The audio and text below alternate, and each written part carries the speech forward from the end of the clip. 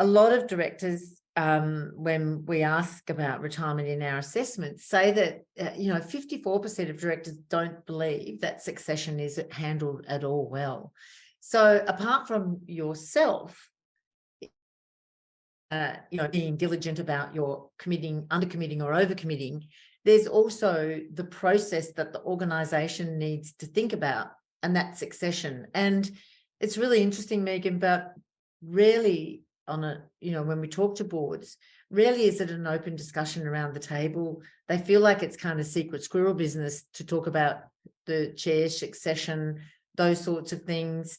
Some people don't even know, is the deputy chair going to be the next chair? And this is subcommittees and the board. So is that in your experience as well? Yes, absolutely. And it's often comes down to things like even, the selection of who's on committees and who chairs committees. It can be, captain's pick on some boards, literally where the chair just says, well, I think this and this and this. And you find out halfway through a board meeting that you're chairing a committee. Or you're not, yeah. Or not. So it's a really important conversation piece that you've brought up. And I think it goes to the heart of when boards become more sophisticated.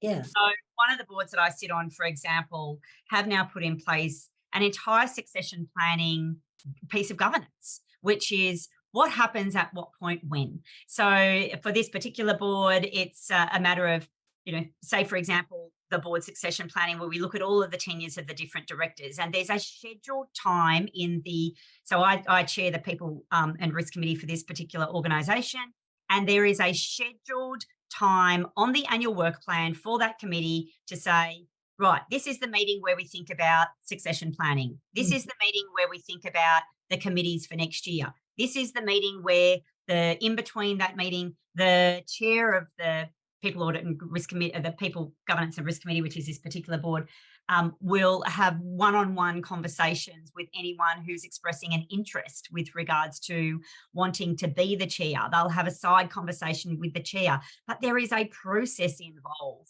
and some delicate conversations. And this is where it really is essential that you have the right person chairing either that committee or being the chair of the board, because these are delicate and confidential conversations, and you have to have someone that's not only prepared to have them, but has them in a delicate and considerate manner.